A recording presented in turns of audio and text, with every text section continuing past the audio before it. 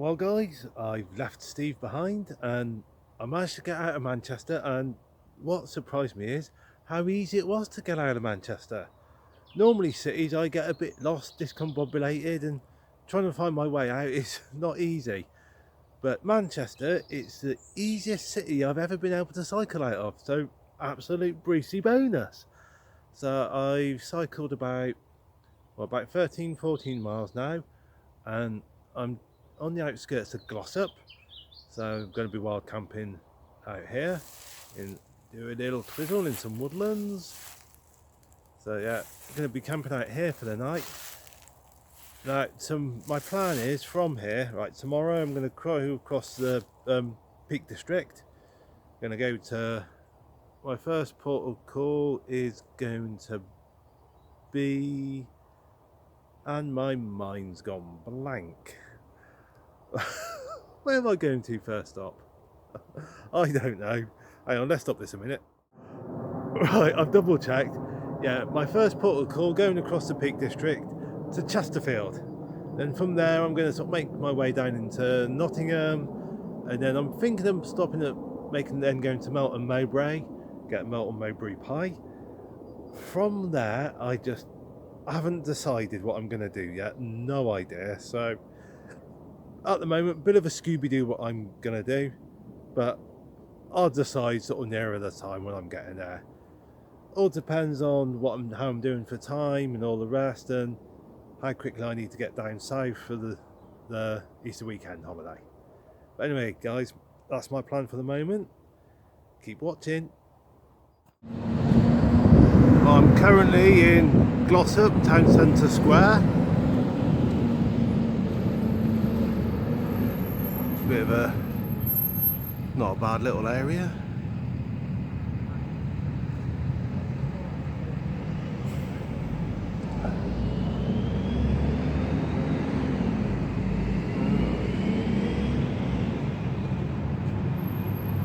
If I take you down here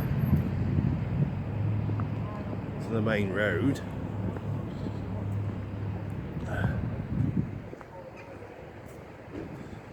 what I'm going to do, guys, over there in the distance, you can't see it now really, but I'm heading in that direction, and I'm going to be going over the Peak District across Snake Pass, so in that direction.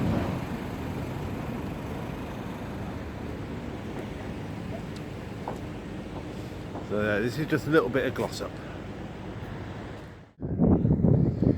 Here we go, guys, bit of the Peak District. I can zoom in. Where is it? See just there in the distance, some of the skyscrapers in Manchester. If it was a clear day, you'd see it easily. Got a bit windy here, so blow me around a little bit. That's why the camera's a bit shaky, sorry about that.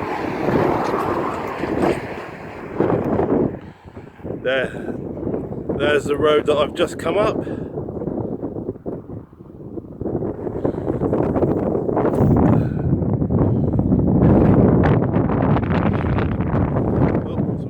Oh dear me. Trying to keep my foot still on the wind.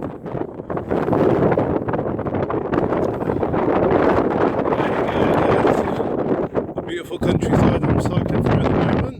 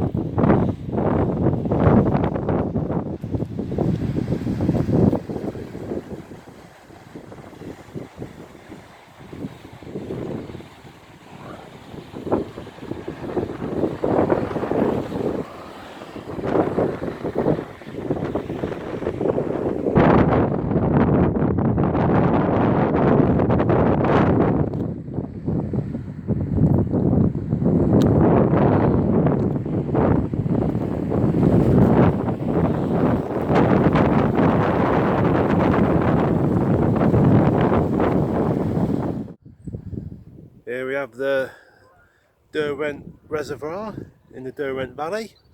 I think that's how you pronounce it. And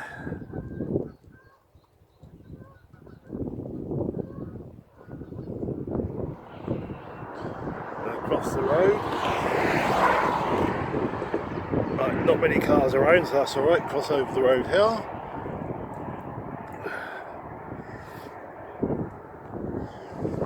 Over the side, this must be a big body of water. You can see another reservoir by a different name.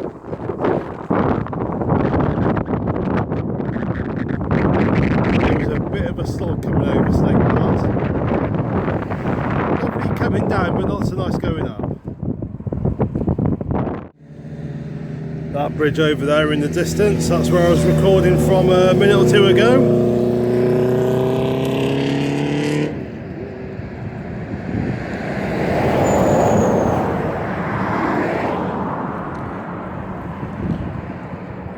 As you can see, it's quite a big lake, quite a lot of water around.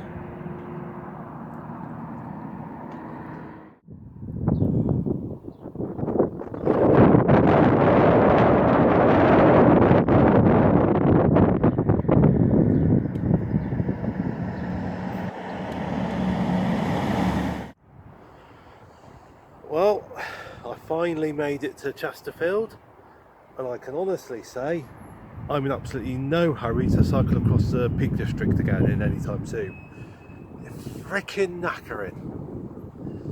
Now here we are at St Mary's Church in Chesterfield, and the reason I'm here, as you can see, a rather twisted church spire.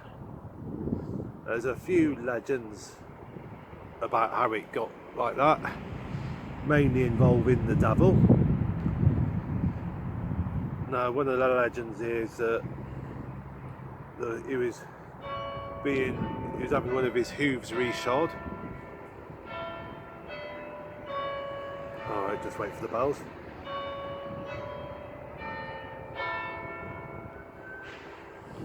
Yeah, that clock's wrong. It's actually 4:45, not 12:15. But anyway, yeah, one of the legends, the devil was having one of his hooves reshod. The person doing it made a bit of a mistake, causing the devil to jump in pain, and as he jumped up in pain, he knocked the church tower spire, caused it to twist like that. There's a couple of other stories involving the devil resting on the tower with his tail sort of wrapped around the spire. One of them says he got surprised by incense being burnt in the church. Another says he got surprised by the church bells. Surprise caused him to jump, and again, as he jumped, caused the tower to twist. And two more legends. One of them is that there were a couple getting married, and the bride was so beautiful, the tower, the spire, bent down to have a look at this beautiful bride, and managed to get itself permanently twisted in the process. And the final legend that I'm going to recount is that there's a couple getting married. One of them was a virgin, and the church spire was so surprised that one of them was a virgin that it sort of bent down to have a look at this virgin that was getting married and got itself twisted. And that particular legend carries on to say that the church will only become untwisted when another virgin gets married. So that kind of implies that everyone that gets married in Chesterfield are not virgins. So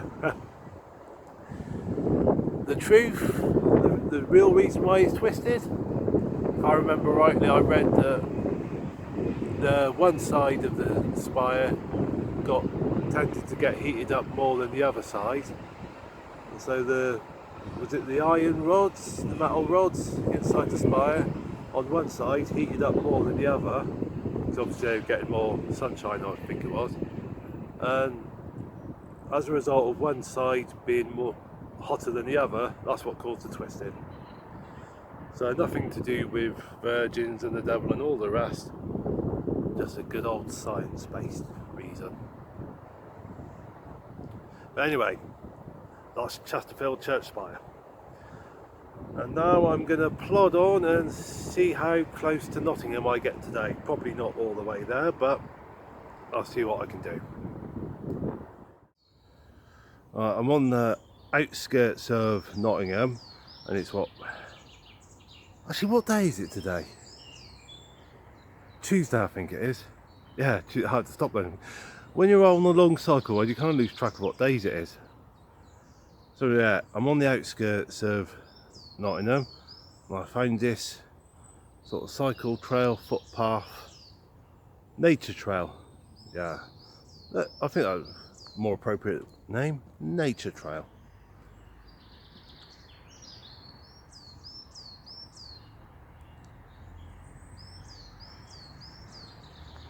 Yeah, I've got onto it just down there.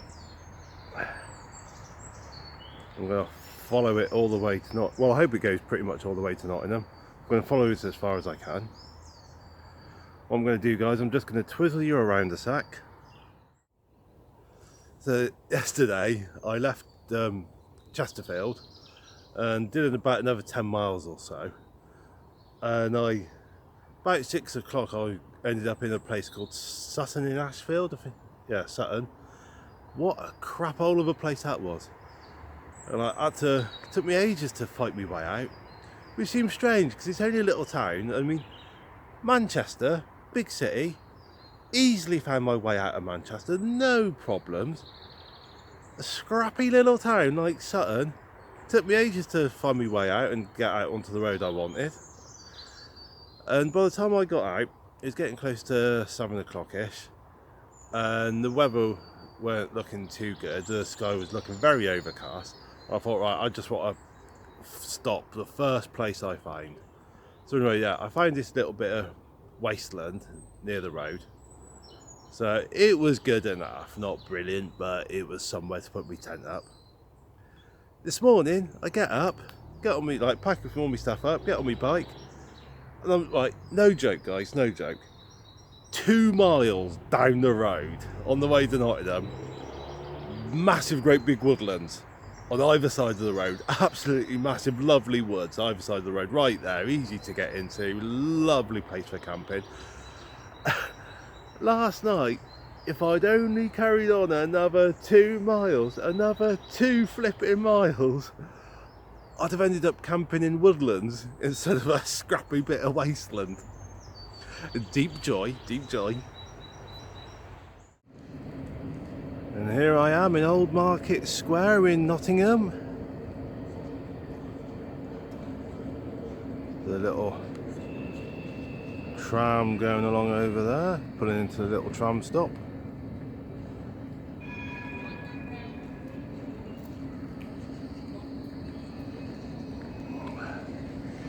Not a bad little place. I say that a lot, don't I? Pretty much everywhere, not a bad little place.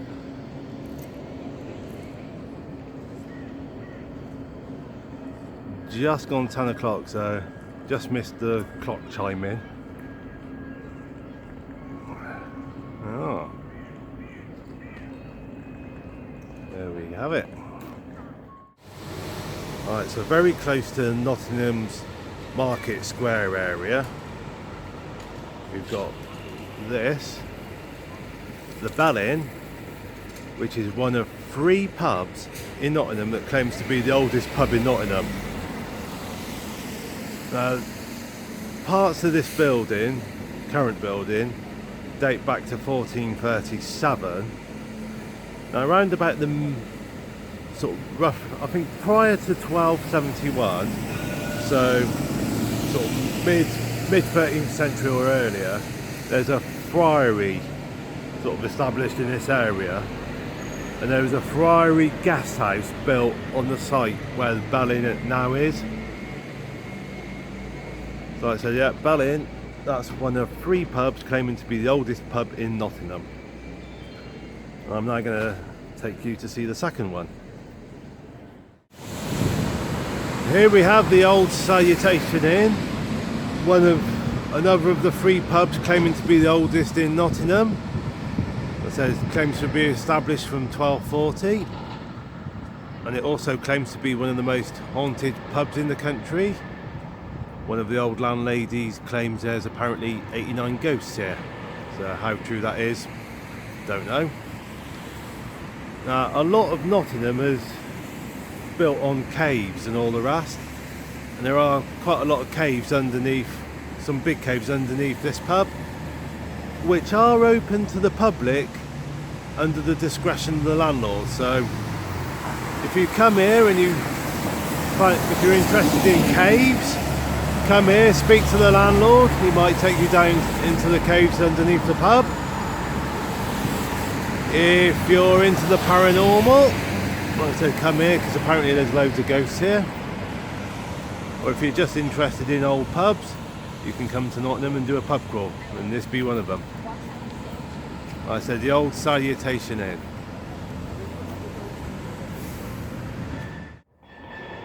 So here we are at pub number 3, claiming to be the oldest pub in Nottingham, and this one also claims to be the oldest in the country. The Old Trip to Jerusalem. It claims it was first became a pub in 1189, the same year that Richard the Lionheart became king and Pope Gregory VIII called for a third crusade to the Holy Land. Now, this pub, it's claimed to be the oldest in the country, isn't verified.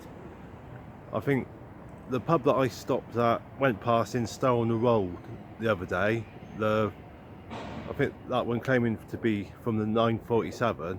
I think that one's verified by the Guinness Book of World Records, but this one, it's not definitely verified to be the oldest. But it's a lovely old pub. I've been here once before in 2016 in the summer, summer's evening, and it was very busy. This beer garden was absolutely packed out. But it's a bit different now. It's 11:30 on a bit of an overcast April morning. But I'm going to go in and have a drink, because I've had a drink here once before, so I think I'll have a drink here again. Alright guys, I've just got myself a pint and a garlic ciabatta, and this is one of the downstairs rooms here. And I've decided to sit upstairs here, so up these stairs. Like I said, last time I came here, back in 2016, it was a warm summer's day, and it was all packed out.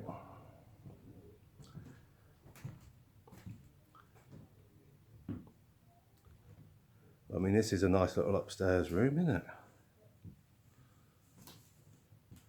And if we come up here,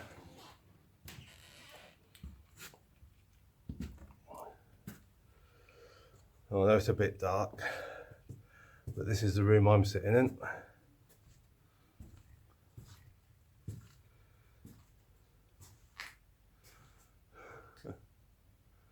How amazing is this for a pub?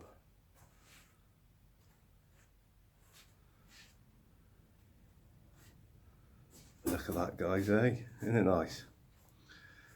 Oh, just put my pint down. I'd definitely recommend coming here if you're ever in Nottingham. Well guys, I've decided, push the camera back a bit. I've decided that I'm going to get the train home from Nottingham back to Gill, and then cycle from Gill to Shaftesbury, because like I said, I was going to be planning to do another couple of days worth of cycling, but I'm getting an awful bad bit of saddle sore, getting a little bit of a rash going on in the old what's in me doodah area, and it's a bit painful cycling, and the weather's taken a little bit of a turn for the worse, and I thought, yeah, I'm gonna bail now. I've done a bit of cycling, met up with Steve, seen a few bits and pieces, and I just feel at the moment it's a good time to jump on the train, get on home. If I carry on cycling, the old saddle sore bit's going to just get worse and worse and even more uncomfortable. So after I've had my pint and my ciabatta, I'm going to do a little bit more recording around Nottingham and then find a good old train home and all the rest. Alright, so there's the old trip to Jerusalem at the bottom of the cliffs, and up there used to be the castle, the site of where the castle was, Nottingham Castle. I mean, coming up along here, it's quite an interesting little walk. You've got various little doors that goes into cave systems and that. I think there are a couple of tours you can do around the various cave systems in Nottingham, I do believe.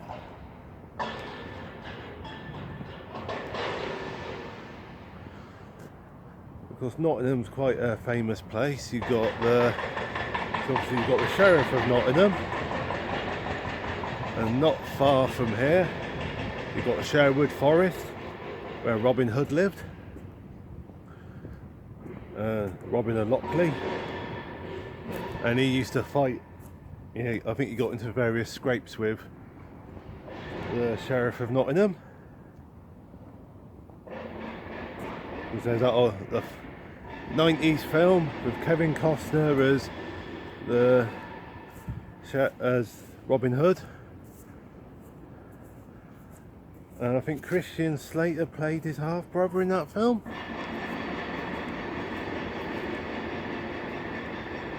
And Alan Rickman, he was the Sheriff of Nottingham. He did a good Sheriff of Nottingham, I do believe. One of my favourite ones.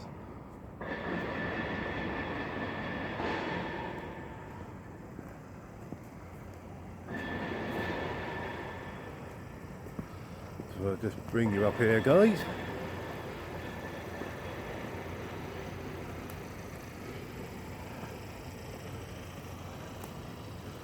Loads of tourists around, unsurprisingly.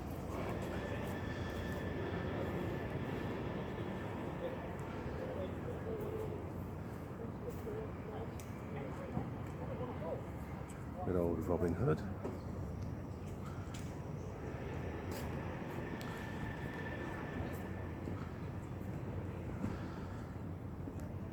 I think would these have been his merry men? That looks like that's Friar Tuck.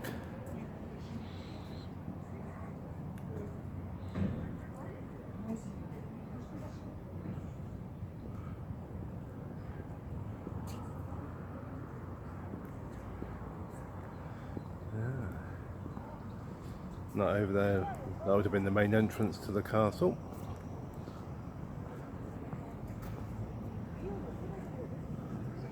Good old Robin Hood. I'm on the train now. I've got about 20 odd minutes till it leaves, and it's the best part of a 6-hour journey back to Gill, and then a 5-mile bike ride from there back home to Shaftesbury.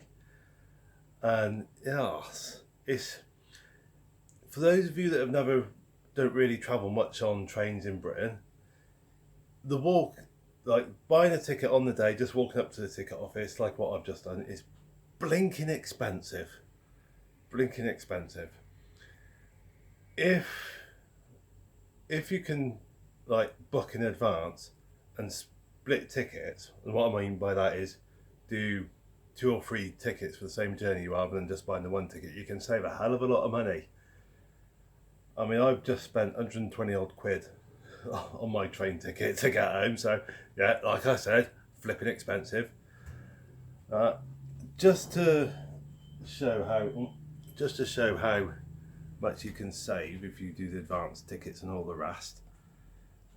Back in 2015, I bought a single ticket from Axminster up to Liverpool. Now, if I'd gone straight up to a ticket office and bought a ticket from the ticket office, a single, it'd have been about 130 odd quid. And that was back in 2015, so I dread to think what the price would be now. But what I did was I booked in advance, and I got about, I think it was 3, maybe 4 different tickets to cover the journey. and I got it for about 40 quid. So I saved myself about 90 quid. And that's a lot of money, especially back then. Yeah, so there's a top tip for you guys. If you're ever travelling by train in Britain, if at all possible, book in advance and do split tickets. Because if you go up to the ticket office on the day, you're gonna pay through the flipping nose. Well, I'm at Basingstoke station and my last train to catch has been cancelled, so I've got to wait for the next one, which means I'm going to be getting into Gillingham 32 minutes later than I should have been, which is pretty good news because it means I'm eligible to put in a claim for a 50% refund on my train ticket. So that's about 60 odd quid I could get back.